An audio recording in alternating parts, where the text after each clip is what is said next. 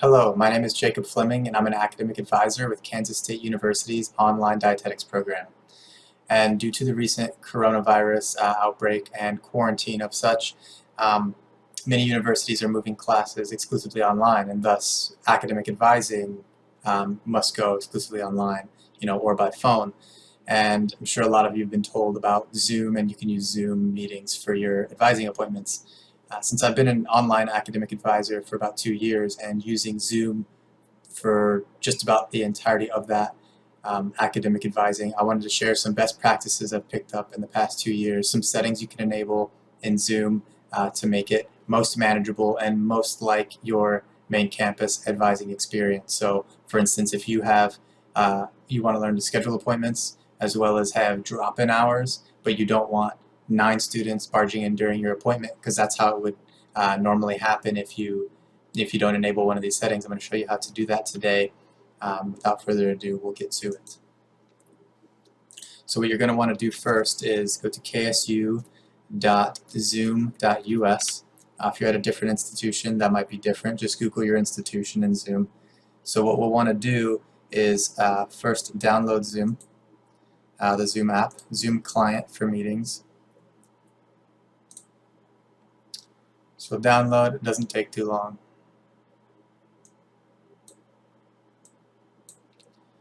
Once that downloads,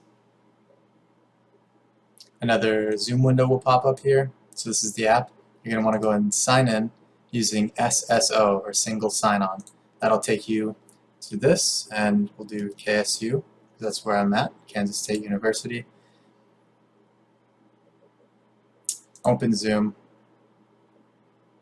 and now the app is opened. So what we're going to do is we're going to put this aside, and we'll come back to that in a little bit. So going back to our original page, ksu.zoom.us, we're going to go down to Manage Your Zoom Profile. And there are a couple of things that you're able to do here. What I mean by that is you can create a personal link. So having, this link in your email signature,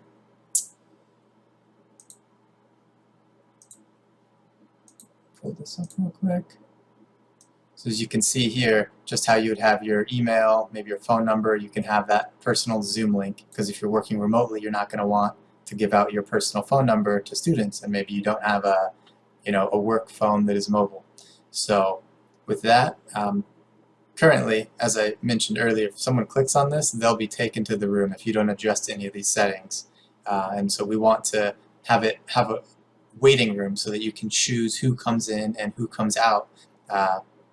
You can monitor that flow just like you would in your office.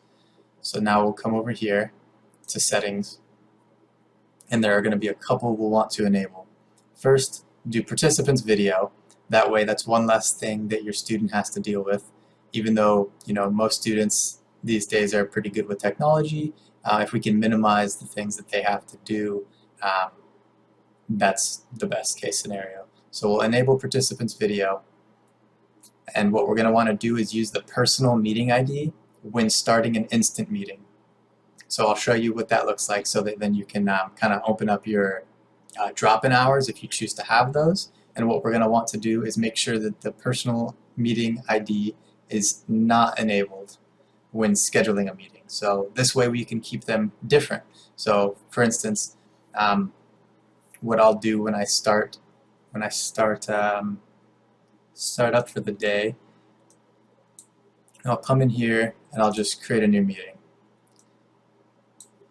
So what that does is it just opens a meeting, and because I didn't use the personal meeting ID for that, it's going to be a random room. So if someone else were to click, I'm sorry, because I did use the personal meeting ID when creating a new meeting, then if anyone clicks on that link, they'll be able to pop in. So what I do at the start of the day is I'll just bring this into the corner here, and then I'll just kind of make it as small as possible and just pretty much forget about it. Because I enabled that setting where there's a waiting room, if someone were to click on that and pop in, they'll come over to this Manage Participants area. So what it will say is it'll just give a little be-doo And then you'll see, you know, Joe Schmo is in the waiting room. Do you want to admit, or you can remove them? And so if I'm doing something, if I'm meeting with another student or I'm working on something, I can invite them in or admit them and then just let them know, yep, just working on something, just a few minutes, and then I'll let you in. And then that way you can control who comes in and out of your office, just as if you're on campus. Meeting for all for now. So those are the two settings you'll want to enable there.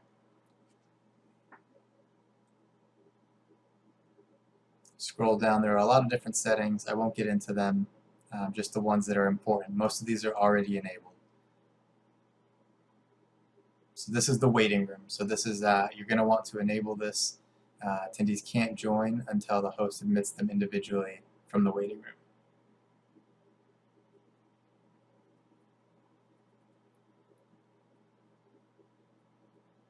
And that's going to be all that you'll want there.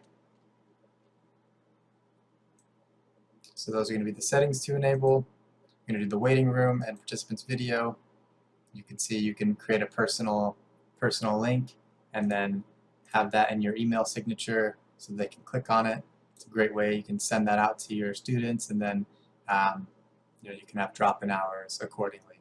Now, if you want to schedule a meeting, it's quite a bit easier. Once you have the app downloaded, just go down here to schedule, and it just auto-populates as such. So we'll go advising appointment Dwayne Johnson. So then you can adjust some of these here if you want to have it for 15 minutes, or if you have 20-minute appointments, I'd select 15 because then it'll tell the student, it'll kind of set that precedent, and then if you go over, that's okay. Do off, so these are some of the settings that we enabled. The participants video is automatically on. And then the calendar is going to be if you use Outlook or if you use Google Calendar, so you'll select Outlook, and then again there's the enable waiting room. So once you schedule it, it'll bring up an invitation here. So type in, for privacy reasons, I'm not going to give Dwayne Johnson's email, but you'll type it in, and once you hit send, it'll send them a calendar invitation, and also all this information will be included. So once they click on this link here, that's all the student has to do, and then they will join the room. And if they don't have Zoom, it'll prompt them to download it. They'll download it, and then all they do is click that link again, and they'll be in the meeting. Once you admit them, then you're ready to go, ready to advise. Last little thing here is sharing your screen. So this is another join using computer audio. You're going to want to share the screen. This is what really sets apart the Zoom advising from phone advising. So what we can do is we can select which screen we want to share, or we can share particular documents. So let's see. Let's show this, for instance. Share.